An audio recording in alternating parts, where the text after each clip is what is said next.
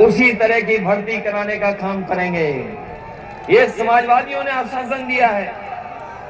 हम तो सोचते हैं अपने खाकी वर्दी वाले भाइयों के बारे में भी, हालांकि ये कभी कभी नाराज भी हो जाते हैं, लेकिन अपनी जिम्मेदारी भी निभाते हैं कई बार।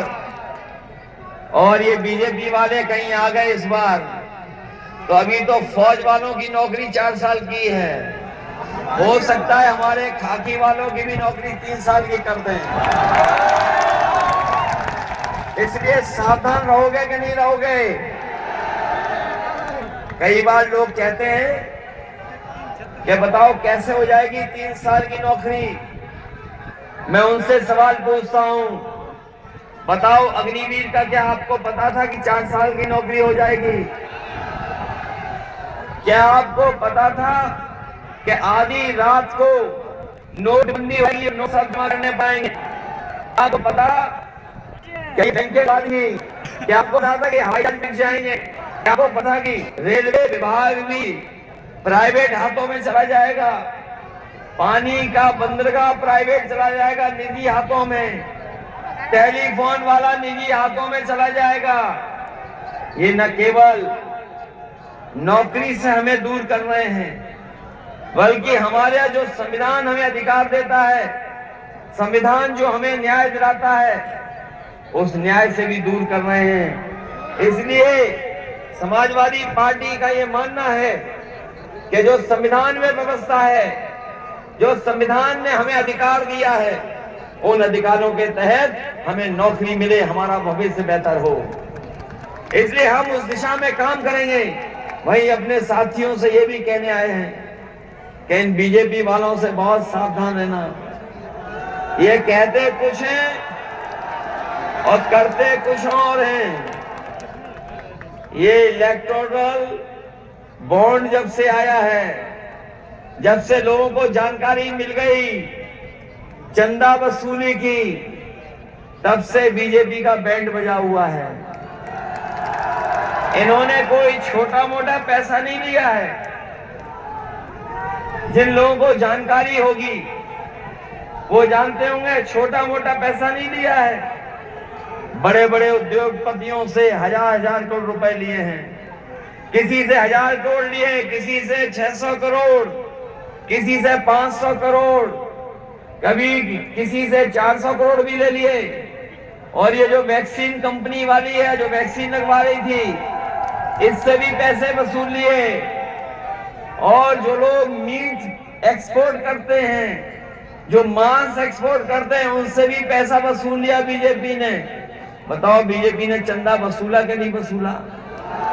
और उसी का परिणाम है कि एक तरफ तो भ्रष्टाचार किया है, वहीं महंगाई कर दी।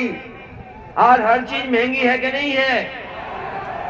हमने तो कई जगह जनता को याद दिलाया। हमारे पुराने लोग खड़े होंगे, वो जानते होंगे, पहले पार्ले जी का बिस्किट पैकेट इतना बड़ा आता था, इतना बड़ा मिलता था बाजार में।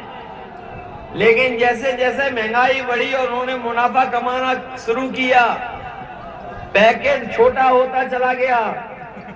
अब बताओ कितने रुपए का पैकेट आ रहा है?